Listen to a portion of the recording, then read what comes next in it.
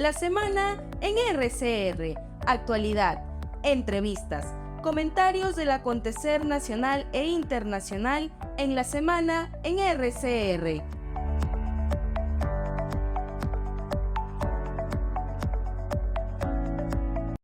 En la semana de RCR, Red de Comunicación Regional, le damos la bienvenida al doctor Herbert Cuba García, médico, especialista en política de salud y reconocido analista político. Qué gusto saludarlo, mi estimado doctor Herbert Cuba, muy amable como siempre.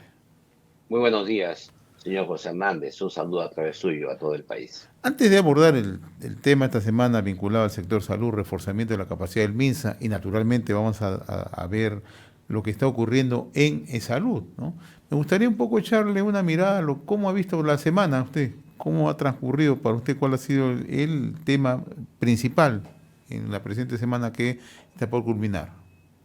Mire, creo que el aspecto esencial de esta semana ha sido la confrontación directa que iniciaron el país contra el Estado, contra el gobierno y contra el Congreso. Ha habido una estrategia política de confrontación directa que ha ganado ampliamente la estabilidad democrática del país, el gobierno y el Congreso. Esto es indudable como objetivo político, digamos, de aquellos que buscaban esta confrontación directa.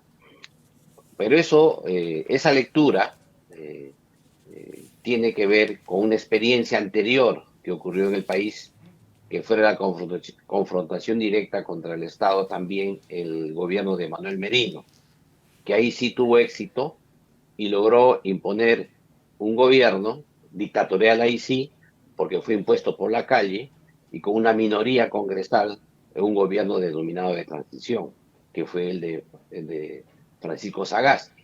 Es decir, ahí sí funcionó el golpe de la calle y a tal punto que inclusive una minoría congresal votó por su designación en la presidencia de la República. Y también fue, al final del gobierno, el mecanismo que allanó que el presidente Pedro Castillo se haga del gobierno, porque, como todos recordarán, inclusive se modificó el nomenclador de cargos de la presidencia para que pueda entrar un secretario de gobierno que no reunía los requisitos. Entonces, todo este proceso ya lo habíamos pasado y en ese sentido creo que la población ha captado el mensaje con fuerza y se ha dado cuenta que lo que aquí se pretendía es reiterar una vez más esa famosa sonada de la calle que tuvo violencias, que tuvo 2 muertos y que llevaron a una minoría a que puedan conducir el país. Ahora, eso ha fracasado. Sin embargo, creo que sí ha habido una movilización de la población importante y que, como es natural, requiere que se canalice esas peticiones que tiene esta población de diversos grupos, porque ha habido diversos reclamos y el gobierno tiene que escuchar a cada uno de ellos y darle una viabilidad para salir de esta crisis que tenemos, porque es obvio que hay un problema serio en el crecimiento económico, en el manejo de la representación política y sobre todo en los servicios sociales que brinda el gobierno a la población. Ahora, ¿cómo transitamos hacia adelante, doctor Herbert Cuba, ¿no? El gobierno, ¿usted cree que está en la suficiente capacidad de tener una lectura real de cómo está reaccionando la población? Uno empieza a mirar las encuestas y precisamente no son las mejores para el gobierno de la presidenta Dina Boluarte, más de 80% de desaprobación, ¿no? Usted acaba de señalar que esta movilización para muchos ha sido compacta, para otros no, pero lo cierto es que también habría que rescatar algunas demandas que plantea la población, ¿no? Entonces, el gobierno tiene la oportunidad, está en capacidad de poder encaminar, de tener un horizonte hacia adelante. Mire, en el caso de esta movilización ha atizado otro tema, ha otra vez polarizado al Congreso de la República. Y esto tiene importancia porque ahora se elige una nueva mesa directiva. Mientras antes de la marcha había la posibilidad de que la izquierda se haga de la mesa directiva del Congreso. A esta fecha, después de esta marcha, lo que ha logrado es consolidar el grupo de centro derecha o denominado bloque democrático, debido a que han visto en estos días el riesgo que ocurre si es que no se unen para asegurar la conducción del Congreso de la República.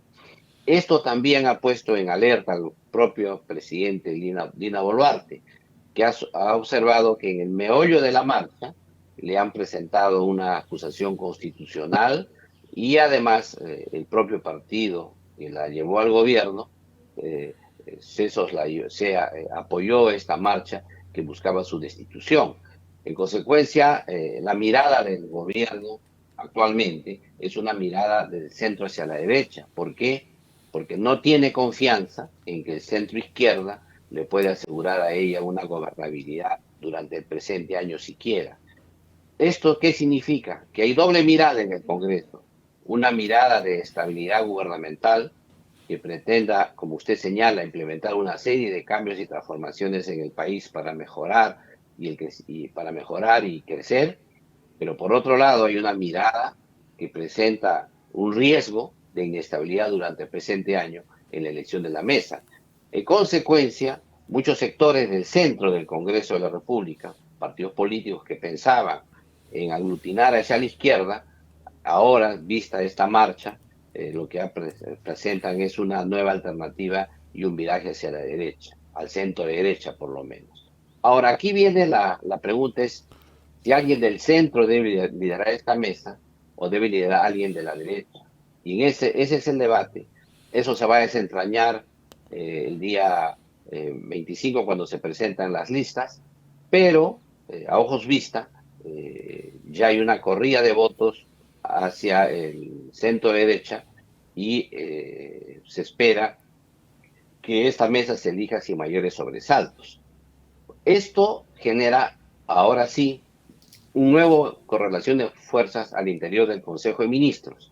Y esto va a tener que tomar en cuenta la Presidencia de la República, porque vista esta marcha que ha ocurrido, también el gobierno va a tener que, de alguna manera, intervenir con acercamientos con las bancadas de centro y de derecha para poder apoyar una elección de la mesa que le permita una colaboración entre poderes. Esto va a generar, como es natural, quizá un reacomodo dentro del gabinete ministerial, y esto lo sabremos, como es natural, el 28 de julio del 2023. En consecuencia, a partir de este nuevo gabinete que se pueda tener, esta nueva reestructuración que puede haber al interior del gabinete, más ministros, menos ministros, todo el gabinete, eso dependerá de cómo se elige la mesa directiva. Esto va a generar inmediatamente una agenda que será plasmada en el discurso del presidente de la República para el próximo año, porque es natural que este año que viene y lo que resta de este año, ya la gestión no es herencia de lo que dejó el expresidente Castillo, sino va a tener que elaborar el nuevo presupuesto de la República para el año 2024 y como todos sabemos, una ley de presupuesto significa el plan de gobierno para el próximo año. Y ahí sí veremos lo que usted señala, qué aspectos se tienen que modificar y qué aspectos se tienen que realizar. Lo que sí tenemos que hacer desde ahora es un llamado de atención para que se pueda incluir dentro de esta agenda para este año y para el próximo los temas de los servicios sociales que son esenciales, que es importantísimos. El tema de la educación, la salud, la justicia, el tema de la seguridad ciudadana, el tema de los medios de transporte, etcétera, son temas que la población exige porque eso es lo que hace la razón de ser del Estado, de la razón de ser de un gobierno. Ahora, pasó lo del 19 de julio, que era uno de los temas centrales de la semana que está por culminar. Y el otro tema, naturalmente, era la cuestionada designación de Rosa Gutiérrez a la presidencia ejecutiva de ESALUD. Dos problemas que cargaba el gobierno en la presente semana. Uno, y hemos visto cuál ha sido la situación, cómo se ha presentado, ¿no? Y ya entiendo el gobierno tendrá la capacidad o no de darle una lectura real y qué salidas propicia. Pero en el tema de salud sigue el problema, doctor Herbert Cuba, ¿no? Ayer hemos visto que en los medios de comunicación se hablaba ya del alejamiento de Rosa Gutiérrez, que el ministro de Trabajo y Promoción del Empleo había pedido su renuncia, ¿no? Cosa que la verdad no dejaba de sorprender, porque el propio ministro a inicio de la semana dijo que él había recomendado a la presidenta ejecutiva de Salud. Pero fue mucho mayor la sorpresa cuando Rosa Gutiérrez calificó de especulaciones y mentiras las versiones que circulaban a través de medios de comunicación. ¿Cómo está mirando esta situación y por qué el gobierno se ha disparado los pies de una manera así como la que estamos observando? Mire, aquí hay un tema que quizá es necesario observar con detalle.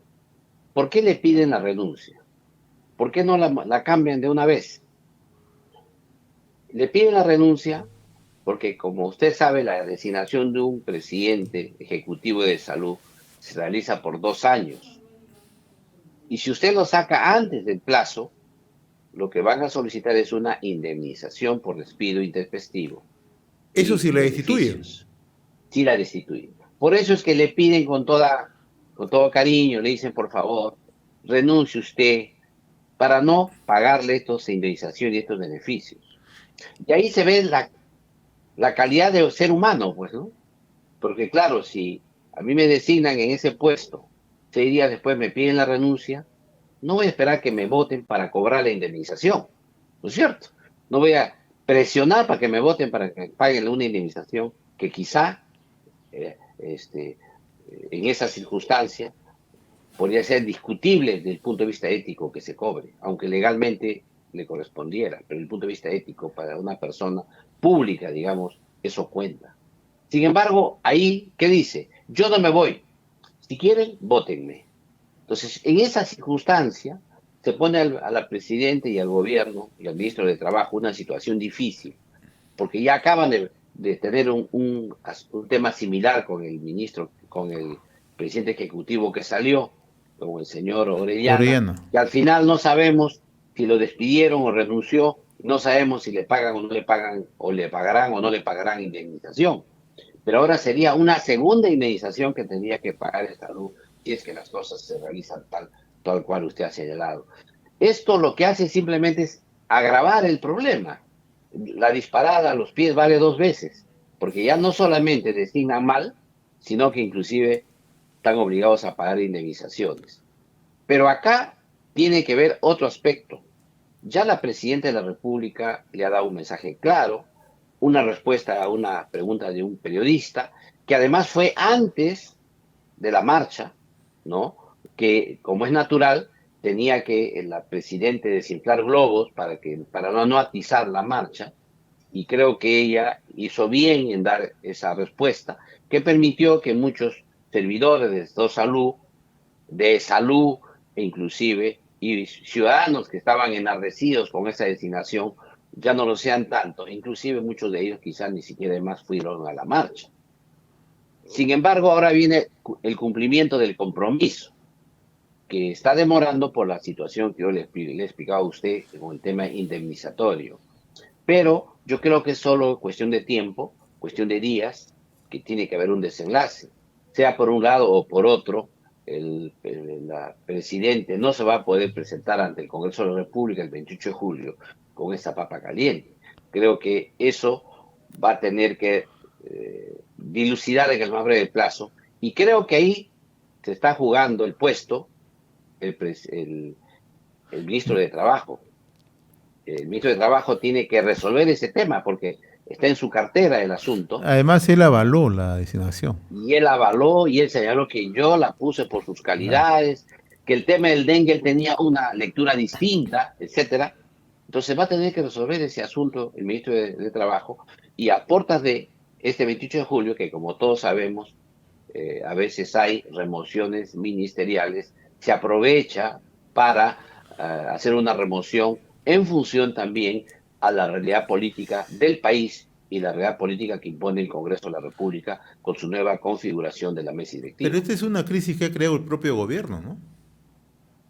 Este es un error que cometió la presidenta, porque ella no estuvo convencida el momento que renunció en el Congreso de la República la ex ministra Rosa Gutiérrez, de que su gestión no había sido atinada en el sector salud. Entonces, como no estuvo convencida, como ella pensó que había habido una injusticia, una lectura netamente política sobre el tema, es que ella ratifica esto en el salud. Pero lo cierto es que ahora, después de todos estos debates que ha habido, quien ha salido más golpeada ha sido no solamente la presidenta propiamente dicha, sino la propia Rosa Gutiérrez, porque es una situación que no debería haberse sometido en estas circunstancias, porque primero no era su momento político, pero segundo había tenido serios problemas en la implementación de la política de salud en el país. A tal punto que, como lo hemos señalado, ella nunca se sentó en el despacho ministerial como ministra. Estuvo sentada ahí como si fuera una administradora más, como si fuera una directora general o una directora ejecutiva del Ministerio de Salud. En ningún caso tuvo la talla de poder sentarse como ministra y tener un pensamiento estratégico señalando nortes y orientaciones y lineamientos de política de salud a nivel nacional. Y eso así que fue rebasada por las circunstancias que todos conocemos. Doctor Cuba, me queda minuto y medio para su comentario respecto a su reciente columna, reforzamiento de la capacidad del Ministerio de Salud. Aquí lo que estamos pasando revista es que se dieron una serie de decretos supremos de declaratoria de emergencia sanitaria sin nuevo presupuesto, sin nuevo dinero para que puedan implementar. Hemos visto declaratorias de emergencia por Guillain-Barré, por la polio, por dengue, etcétera, en las cuales se decía pueden ustedes utilizar a los gobiernos regionales dinero que ya tienen hasta por un monto T. O sea, le daban un monto para que ellos puedan manejar internamente, hacer las modificaciones presupuestales internas, dejar de gastar en algo que ya tenían presupuestado y programado para utilizarlo para el dengue, para la polio, Guillain-Barré, para vacunas, etcétera. Lo que ha hecho el gobierno ahora es resolver este tema de alguna manera y les ha transferido 325 millones de soles a las regiones, al Ministerio de Salud, para que el Ministerio de Salud pueda ya ahora sí dar dinero para financiar estas declaratorias de emergencia. Esto, como se ve, están los bueyes detrás de la carreta. Es decir, primero declararon las emergencias y recién en julio dan el dinero. Y esto tiene una grave situación. ¿Por qué?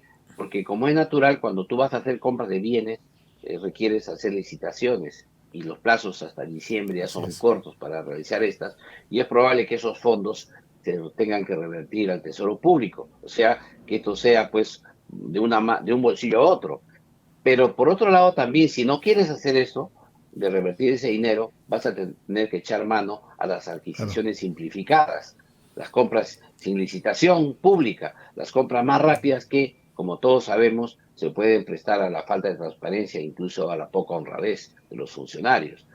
Y por último, si que tampoco eso funciona muy rápido, puedes apelar también a los gastos por servicios o por locación de servicios y contrato de personal.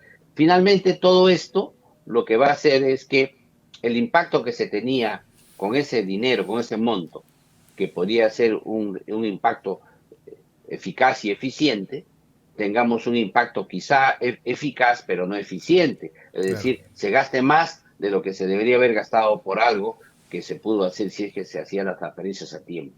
En otras palabras, en lo que yo señalo en esta norma es que quizá hay ahí sí una falta de acción de gobierno, hay una falta de diseño desde el Ministerio de Salud de cuánto es lo que se requería hacer las transferencias respectivas para el Ministerio de Salud en ese declaratorio de emergencia. En otras palabras, toda declaratoria de emergencia debe tener un dinero adicional del Fondo de Contingencia del Ministerio de Economía y Finanzas. Muy bien, doctor. No es posible que tú hagas una declaratoria de emergencia y al final digas, gasta con lo que tienes, porque esa declaratoria de emergencia no le servirá de mucho, porque lo que haces es frenar las programaciones ya pactadas con anterioridad en detrimento de la gestión de las instituciones de los gobiernos regionales. Muy bien, doctor Jorge Cuba. Como siempre, muy agradecido por esta participación a través de la semana en RCR.